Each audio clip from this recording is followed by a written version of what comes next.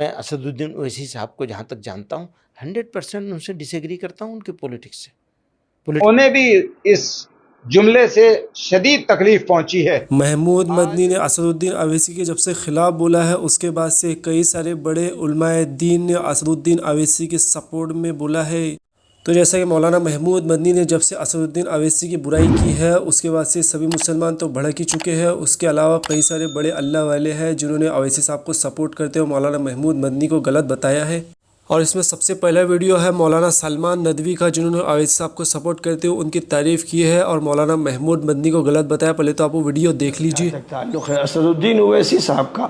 میں نے تو بہت زبردست طریقے پر الیکشن کے زمانے میں جب یو پی میں الیکشن ہو رہے تھے ان کی تائید کی تھی اور میرا یہ کہنا تھا کہ جمعیت العلماء نے تو جو پارٹی بنانے کا فیصلہ کیا تھا جس کا اعلان کیا تھا 10 لاکھ انسانوں کے سامنے اس نے غداری کی دھوکہ دیا پوری ملت کو.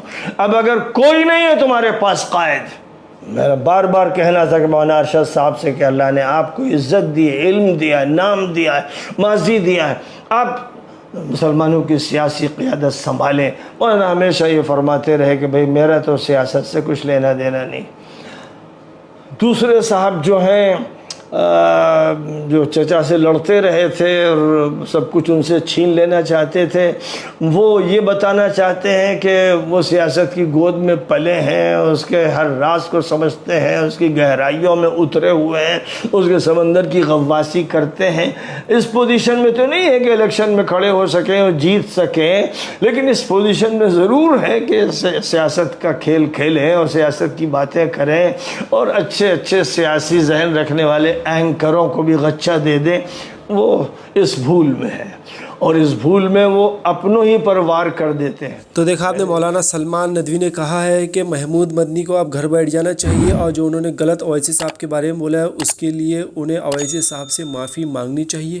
اور اس کے بعد میں ویڈیو ہے مولانا توصیف رضا مصباحی کا جنہوں نے اویسی صاحب کے سپورٹ میں بات کرتے ہوئے مولانا محمود مدنی کو غلط بتایا. وہ بھی آپ ویڈیو پہلے دیکھ لیجیے. اس کو بتا رہا ہوں میرا دل خوش ہو گیا کہ ہزاروں بچے زیور تعلیم سے آراستہ ہو رہے ہیں آپ کے حیدرآباد میں.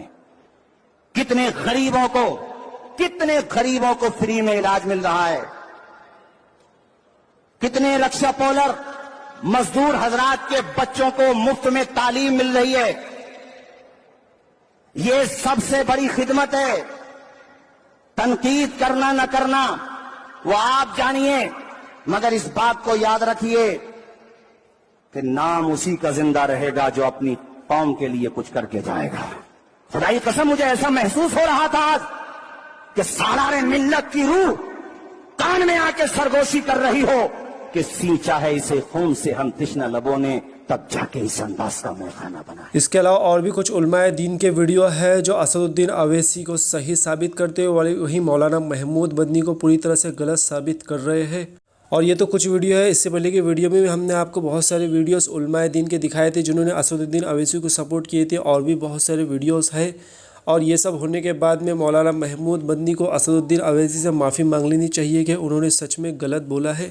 اور یہ ساری باتوں کو لے کر اور بھی جو ویڈیوز سامنے آئے ہیں وہ آگے آپ دیکھ لیجئے اور اس پر آپ کی رائے کمنٹ سیکشن میں ضرور پیش کیجیے گا. فرمائی ہے وہ یہ ہے کہ اسد الدین اویسی کے پیچھے جو لوگ ہیں وہ پاگل ہیں. اس بات سے مسلمانوں کے دل دکھے ہوئے ہیں. یہاں تک کہ جو لوگ حضرت مولانا کا احترام کرتے تھے اور ان کے دلوں میں مولانا ایک قائد کی حیثیت سے اپنا ایک مقام رکھتے تھے انہیں بھی اس جملے سے شدید تکلیف پہنچی ہے. آج جب اسد الدین اویسی اور ان کی پارٹی کے دیگر لوگ گستاخی رسول کے تعلق سے پورے ملک میں پروگرام کر رہے ہیں ایسے میں ان کو یہ کہنا کہ جو ان کے پیچھے ہیں وہ پاگل ہیں تو لوگوں کے ایمان کو بھی ٹھیس پہنچی ہے. تیسرے ان کا جو بیان آیا ہے کہ پورے ملک میں NRC لاگو ہونی چاہیے. مولانا آپ کو معلوم نہیں ہے کہ اس ملک کا مسلمان سن 47 میں اجڑ چکا تھا. اس ملک کا مسلمان سن 47 میں برباد ہو چکا تھا. اس ملک کے مسلمان سن 47 میں جو نقصانات سے دوچار ہوا ہے آپ کو تو شاید یاد نہیں ہوگا لیکن آج بھی وہ لوگ ہیں جو سن 47 میں اجڑ گئے تھے. کیا آپ ان کو پھر اجاڑنا چاہتے ہیں؟ کون سی NRC کرنا چاہتے ہیں؟ لوگ نہایت ہی درجے ان سے خفا ہیں اور اس چیز کو لے کر ایک تشویش ہے لوگوں کے اندر کہ مولانا آخر 20-22 کروڑ مسلمانوں کے لیے، ان کے مستقبل کے لیے کیا فیصلہ کرانا چاہتے ہیں اس گورنمنٹ سے.